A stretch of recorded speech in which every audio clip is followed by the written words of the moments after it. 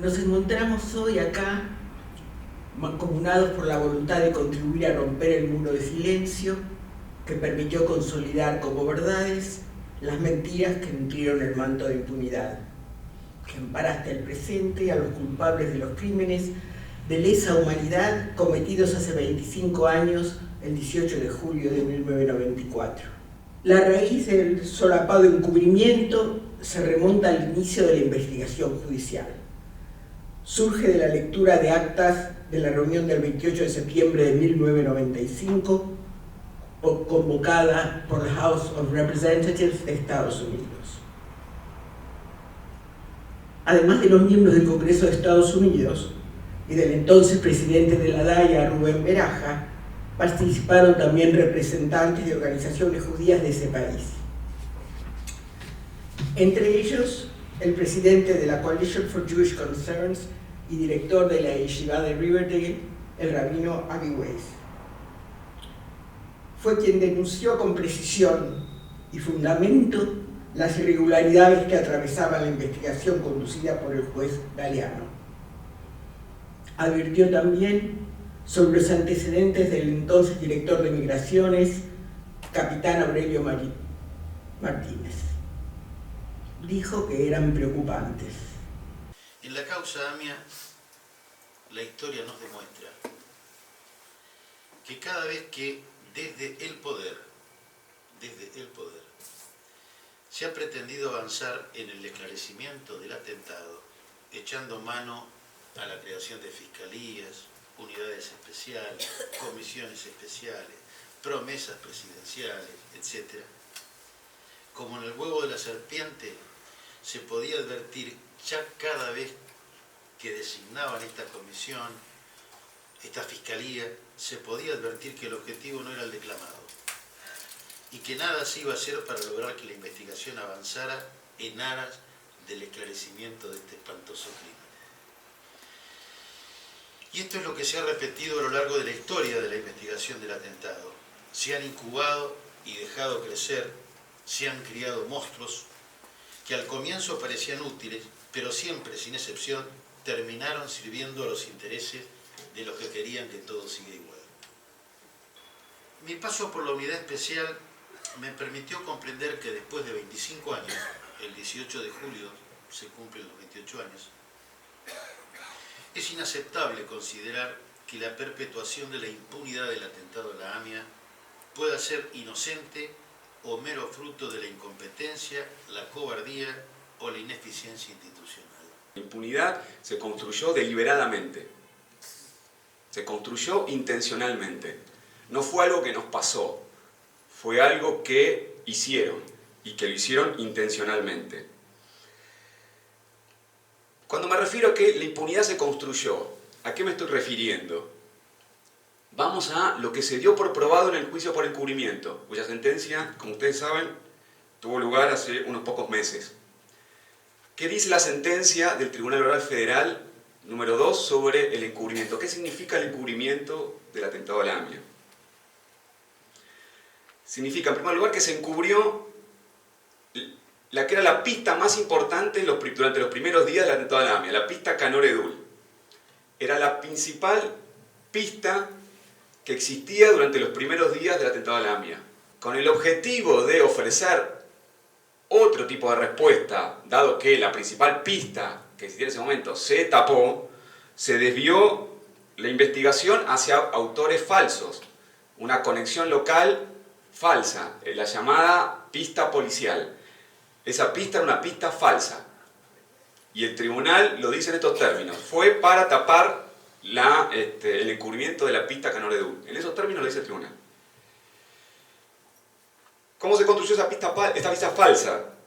Se construyó a partir de un testimonio comprado, el testimonio de la única persona detenida en ese momento vinculada directamente con el atentado a la AMIA, Carlos Tejeldín. A Tejeldín se le pagó con fondos del Estado argentino, fondos de la CIDE, se le pagaron $475.000. Ese pago, dice la sentencia, fue un pago ilegal. Ustedes dirán, bueno, eso es obvio. Bueno, no es tan obvio, porque la AMIA y la DAIA, la querella de AMIA y DAIA, dijo que ese pago no era ilegal, que ese pago era legal. Y en el año 96 sale en un programa también que hicimos, reflejado en La Nación, que en Aleph había salido una investigación que hicimos apelando a García Lupo, a Walter Buar, a constancias de la causa.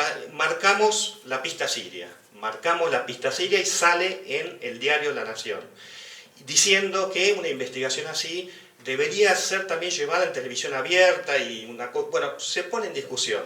Como también se puso en discusión el rol de Courage. Terminamos con incidentes policiales. Mis primeras cartas de documentos son del año 95, con un escribano que fue sacado por la policía, se desmanteló el departamento de noticias, nos enteramos de que Courage le había protestado a Beraja por el perfil de lo que era su canal. El resultado fue que no se podía ya tratar nada de esta temática, quedamos definitivamente afuera. Y acá nace esta cuestión, porque nunca nos dijeron abiertamente, pero no había ninguna duda que era una cuestión de censura. Tuvimos varias experiencias de este tipo, cuando tocamos el tema de cara pintadas, el tema armas, el tema de tráfico de armas. Diferente es el caso de lo que dicen los diplomáticos en despachos confidenciales a sus cancilleres. Vayamos adelante. Y es aquí donde se vuelven cruciales las cartas del embajador James Chick. Los documentos confidenciales y secretos del Departamento de Estado de 1994, que fueron desclasificados legalmente en 2009, 2014 y 2018, esto no es Wikileaks, reproducen candorosamente, sin filtros, los juicios del embajador norteamericano acerca de la inexistencia de pruebas contra Irán en el atentado. Por ejemplo, en septiembre de 1994, en un despacho secreto desclasificado legalmente 15 años más tarde, el embajador Chick se dirige al mismísimo coordinador de contraterrorismo del Departamento de Estado, el embajador Will Wilcox, de quien venimos hablando, con el objetivo de prepararlo a él y a su equipo para una próxima visita a Buenos Aires. En ese documento, que es parte del cual está acá proyectado, que es para consumo interno, que es secreto, y que Wilcox no lo desmiente, Chick dice, lo cito entre comillas, aunque un papel iraní se da generalmente por sentado, no hay evidencia dura del mismo, y el caso del gobierno argentino se basa principalmente en el testimonio del desertor iraní Mohammad, que carece de credibilidad local e internacional. Esa frase, justicia, justicia perseguirás, figura en el último libro del Pentateuco, la Torá, en el libro que se llama Dvarim o Deuteronomio, en el capítulo 16, versículo 20. En el tratado Pirkei Avot, que significa capítulos primordiales, se cita a Rabá Shimon ben Gamliel, que dijo, sobre 3 cosas se sostiene el mundo, la verdad, la justicia y la paz. Parafraseando la oración, juzgad en vuestras ciudades verdad y juicio de paz. Exactamente lo contrario a lo que experimentaron los familiares y amigos de las víctimas del atentado. Desde su acontecimiento se desplegaron, como hemos visto, de manera pristina, de manera clara y evidente, falacias, mentiras y violaciones recurrentes de la ley por parte de las autoridades políticas, de los funcionarios judiciales, jueces y fiscales, de los periodistas y los dirigentes comunitarios. Paradójicamente, aquellos que más responsabilidad tenían con la dilucidación de los hechos, más contribuyeron a encubrirlos. Para ellos, el precepto bíblico fue leído a la inversa. Justicia, justicia encubrirás. Y en vez de mancomunar al país y a la comunidad judía en busca de la verdad, fragmentaron y dividieron. ¿Qué dice la Torá? El Talmud. Interroga cuidadosamente a los testigos y sé prudente al pronunciar tus palabras. No sea que induzcas a alguien a mentir. Esto no es de hoy. Esto es Shimon ben Shetach, siglo II a.C., no hace algunas semanas, pese a su impactante actualidad. Muchos muchos, siguen y siguieron defendiendo mitos que suplantaron a los hechos y manufacturaron ídolos impostados o mártires de fantasía. Devociones que la tradición bíblica, tal como hemos visto, proscribe per se. Desarrollaron su propio relato oficial sobre lo que ocurrió, alejándose del esclarecimiento de lo que realmente pasó, alineándose con intereses políticos enfrentados con los de la justicia y la verdad. ¿Qué dice Deuteronomio? Volvamos al mismo texto. Maldito el que pervierta el juicio del extranjero, del huérfano o de la viuda. Y todo el pueblo dirá amén. Por el contrario, eligieron los familiares, por el contrario, eligieron denunciar, hablar en voz alta, clamar, protestar, exigir justicia y verdad, en lugar de encubrir y de velar. En los tratados talmúdicos, especialmente en uno de ellos, en el Talmud Sanedrín, se habla de que los maestros rabínicos, Elazar ben Azaria, Rabbi Hanina, Rabbi Yohanan y Rabbi Javiva, enseñaron que todos los que pueden protestar contra algo malo que uno de su familia esté haciendo y no protesta, es responsable junto con su familia. Todos los que pueden protestar contra algo malo que un ciudadano de su ciudad está haciendo y no protesta, es responsable junto con todos los ciudadanos de la ciudad. Todos los que pueden protestar contra algo mal que se está haciendo en todo el mundo son responsables junto con todos los ciudadanos del mundo. Una parábola judía explica que llegará un tiempo en que los hombres vivirán en justicia y paz eterna, pero en el camino hacia ese lugar deberán cruzar el río Sambatión. Por un milagro se formarán dos puentes sobre el río, uno de hierro y otro de papel. La mayoría intentará a toda costa pasar por el puente de hierro, de modo que a los justos no les quedará otra opción que poner su confianza y sus pasos sobre el puente de papel. Los demás se reirán de ellos y les harán burla hasta que de pronto el puente de acero se quebrará y todos los que sobre él estaban serán tragados por la corriente. Los justos llegarán de manera segura sobre el puente de papel a la tierra prometida y no habrá ni uno solo que no sea sostenido por él. La alegoría es toda una definición sobre la transmisión de la identidad judía. El papel es el libro es la cultura. De pronto visualicé que en estos últimos años estamos en presencia de un segundo puente, formado dentro de la colectividad judía de la Argentina. Aquel que debería conectar las instituciones judías centrales y los individuos que componen esta comunidad. Un puente que parece de hierro, pero es frágil. Ahora enfrentamos un desmembramiento de enormes sectores de esta comunidad con relación a su representación central.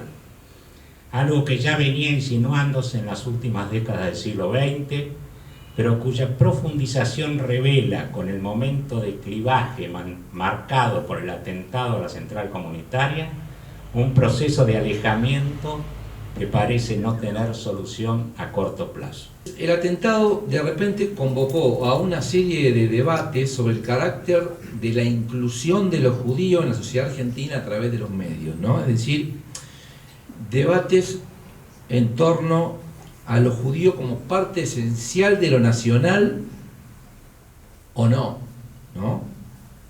Y ahí yo me pregunto, ¿no? ¿Acaso hace falta ser un gaucho judío para ser argentino? ¿O hacer un valioso aporte a la cultura o a la ciencia, como muchas veces se destaca para ser considerado uno más en nuestra sociedad? Debates que se dieron sobre los procesos de marcaje, ¿no? Sea cual fueran estos, aún los más bien intencionados. Debates sobre la otredad, ¿no? El otro como una construcción simbólica, y debates que en última instancia, más allá de representar la opinión de los autores y de los medios, son huellas de los modos de pensar dominantes, ¿no? Y ahora voy a empezar entonces con algunas de los apuntes que tomé de los distintos medios. El diario Clarín, el 19 de julio, el día siguiente al atentado, publica una nota titulada Testigo de una cultura, ¿no?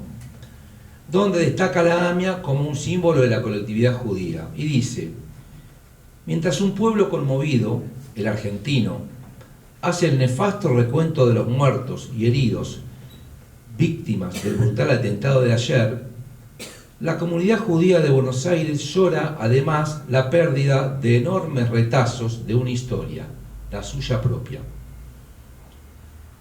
La editorial del diario, en el día posterior al atentado, no duda en titular Un crimen contra todos. Hace algunos años, cerca de los 60, yo estaba tratando de arreglar el mundo y estaba en esa tarea, estaba buscando un tema para mi tesis de doctorado.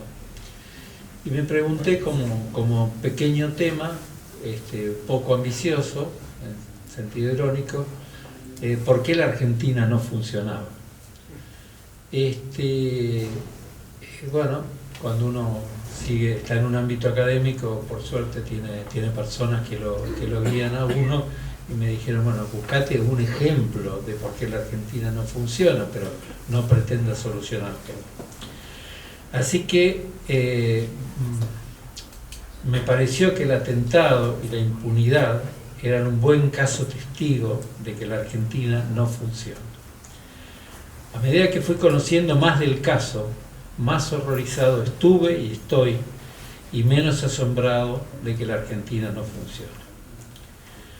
En relación al caso AMIA, son en orden de importancia que soy argentino, que mi abuela falleció 3 días antes del atentado, es decir, que podría perfectamente haber estado haciendo los trámites que a todos nos tocan en algún momento de la vida y ser víctima del terrorismo. Y tercero, que soy judío.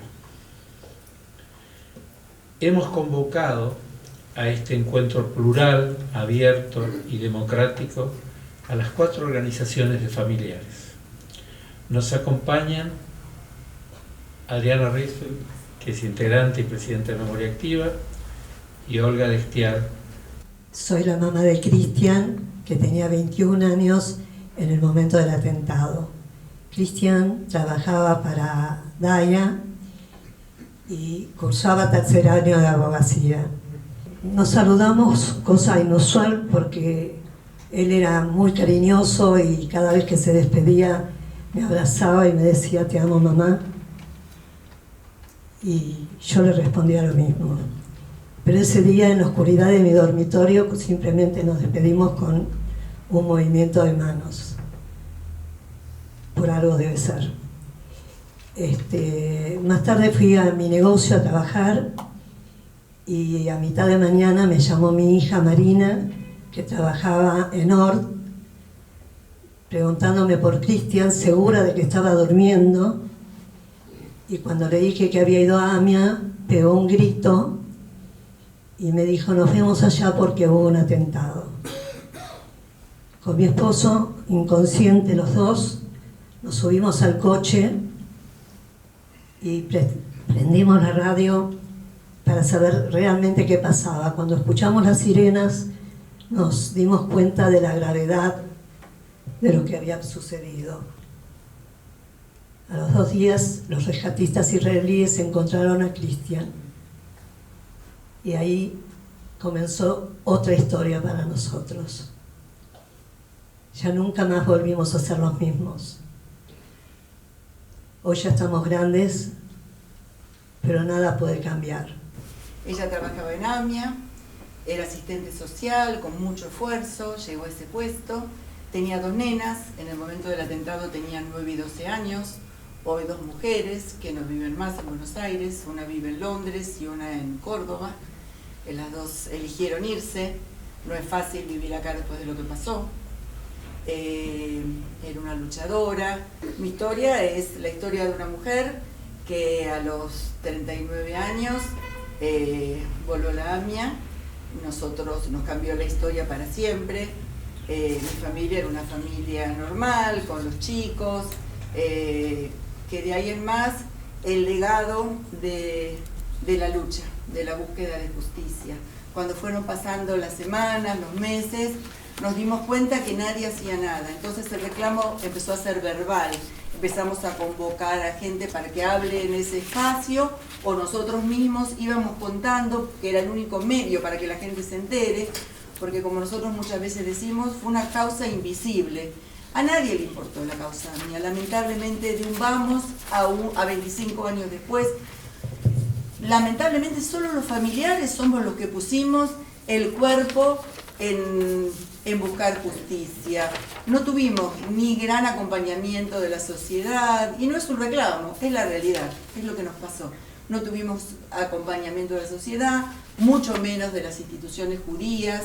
Las instituciones judías, que en un principio éramos todo un uno, éramos familiares, y la dirigencia de AMIA y de DAIA y todos los familiares juntos, hasta que empezamos a darnos cuenta que había cosas que pasaban de las cuales nosotros no nos enterábamos.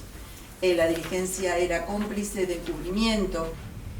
Cuando ustedes se exponen, yo siento que me llamo al silencio, simplemente frente a lo que ustedes vivieron, frente a lo que ustedes transmiten. Y lo último que dijiste respecto de las enseñanzas, yo tengo la idea que todavía hay mucho tiempo para poder brindar y para poder crear, como para hablar de la transmisión y de que las próximas generaciones se hagan cargo. Yo creo que hay mucho en esta generación todavía para hacer. Que Dios le dé la fuerza, si estuvo ausente en algún momento, que esté presente en este momento, que les dé la fuerza, el coraje para poder ir haciendo lo que están haciendo. Porque la verdad es esa, es la triste realidad. Quienes continuaron el trabajo como uno hubiera esperado son los propios familiares. Los demás estamos mirando por otro lado, habremos dado un poquito, estado presente en algunas instancias, pero el tiempo va pasando y la limitatividad en las fuerzas que cada uno tiene llevan a que el familiar no ceje, no deje de luchar, porque es como si tuviera una deuda con el propio hijo, con la propia hermana, con el propio padre, que no le va a dejar dormir tranquilo hasta que no hace todo lo que puede, aunque le quede un poquito más para poder lograr esa pizca de justicia que hay. Quería circunscribirme a dos reflexiones que me permito leer. La primera empieza con el título "La cuenta no está cerrada".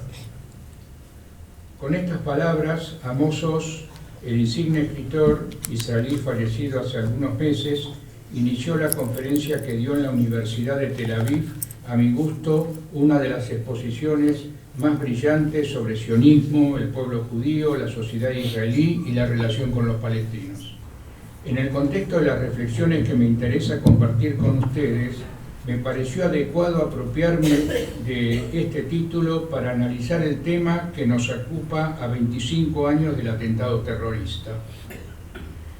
Si bien considero que la decisión de no darse por vencidos en el ámbito de la justicia es atinada, quisiera sugerir que en la próxima etapa que nos tocará recorrer, nosotros, como integrantes del colectivo judío, debemos focalizar nuestros esfuerzos al interior del colectivo étnico, religioso, cultural al que pertenecemos. A mi criterio, debemos iniciar una campaña de esclarecimiento en las distintas comunidades del mundo y obviamente en el Estado de Israel, para denunciar con todos los datos que obran en nuestro poder a los integrantes de las instituciones centrales de la comunidad que colaboraron con los diferentes estamentos gubernamentales para ayudar al fracaso de las investigaciones, fortalecer la impunidad de los responsables y distorsionar las investigaciones con el objeto de evitar la concreción de los dos valores enarbolados por las agrupaciones de familiares: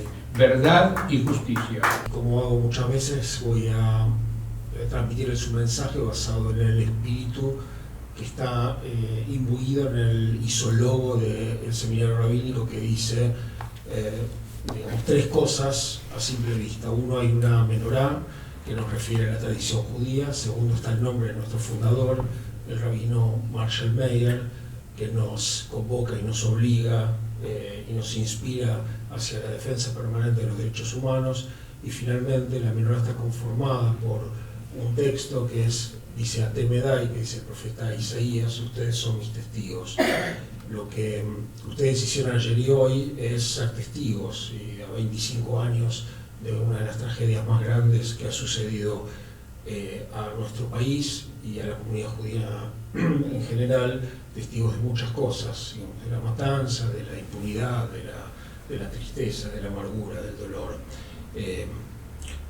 Sepamos todos que esta casa, en nombre de todos los que conformamos esta casa, en estos 60 años que existe,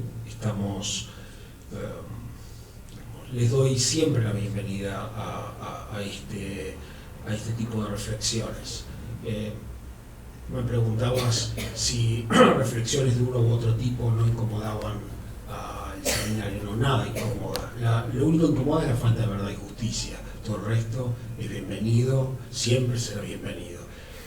Beatriz, te agradezco infinitamente.